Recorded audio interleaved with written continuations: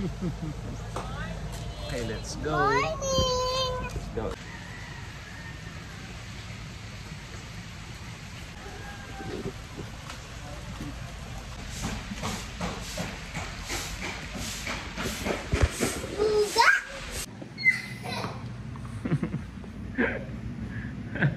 Ito ah.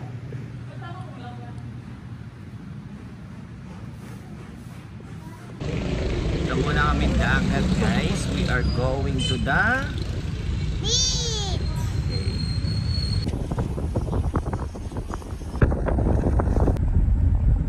Tayo na. Mama, Grabe. Thank you Lord. Grabe, sobrang ganda nito guys. Sobrang kalmado. Nakikita mo yung nag-iisang puno na yan? Tawag dyan peaceful. Pero guys, as in, ang ganda. Wala akong say. Walang tao, kalmado ng tubig, semi white sand. Tas yung mga puno niya sa tabi ng dagat yung nagpalupit eh.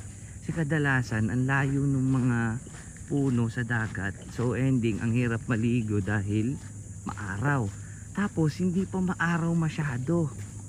Kaya anyway, gumising kami ng 6 AM para makalis kami 7, makarating kami dito ng 8. Worth it.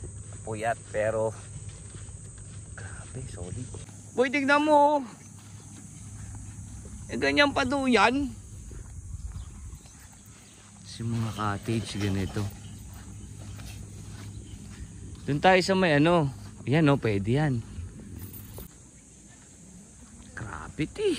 Talangoy na ako, hindi pwedeng hindi. Napay muna. Habang nagsasaing, meron kaming tulingan. Dito kami nakapwesto. Ay, gising na si Sak. Good morning. Si JK, ready na? Tara na, swimming na?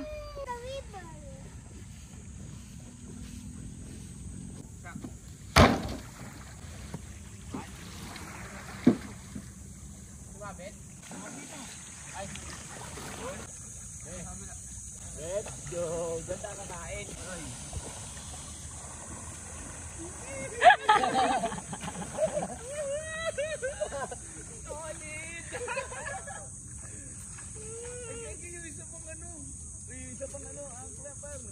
Doy, file busy mo. JK, tara! La, dali mo si JK.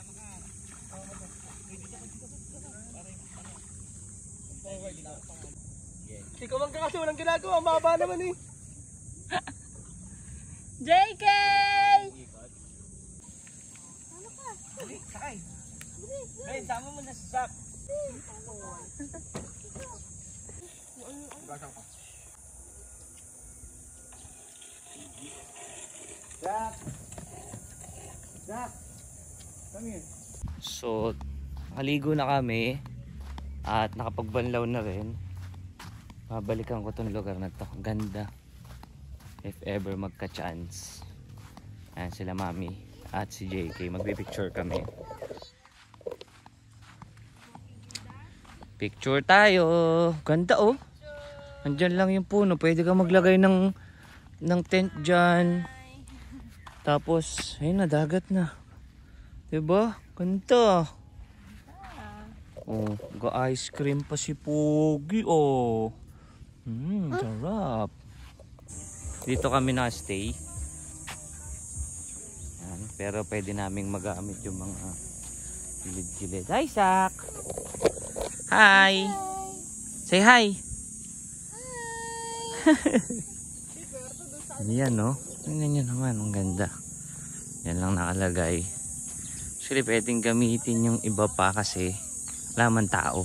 Sobrang sakto ng pagpunta namin kasi balik ang pasukan. So, ayun no. Narinig nyo ba yun? Puro ganun lang. Tapos may mga room din dun. May mga triangle na yan. Na may, alam ko may aircon yan. 2.5 Overnight na siya.